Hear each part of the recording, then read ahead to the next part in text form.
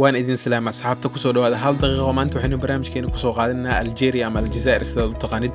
Algeria waa dal dhaca waqooyiga Afrika waana dalka ugu dhulka weyn marka loo eego qaaradda Afrika iyo wadamada Carabta.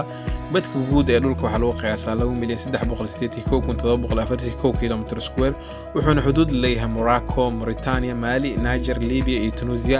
sidoo kale dhanka badda Mediterranean-ka wuxuu xuduud la leeyahay dalka Spain waxaana caasimad u ah magaalada Algiers ama Aljazaa'ir. tirada dadka waxaa lagu qiyaasaa 43,600,000 oo qof. luqadaha rasmiga ee dalkan lagu hadlo waa Carabiga iyo Berberka. diinta ay dadku haystaan waa diinta Islaamka. madaxweyne waxaa ka ah Abdelmajid Tebboune, ra'iisul wasaaruhuna waa Abdelaziz Jaraad.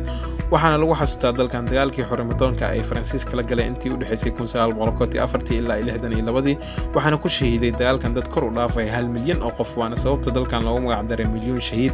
maalinta ay xornimada u dabaaldegaan waa 5 July. lacagta dalkan laga isticmaalo waa diinaar. calling code waa +213 internet code waa .dz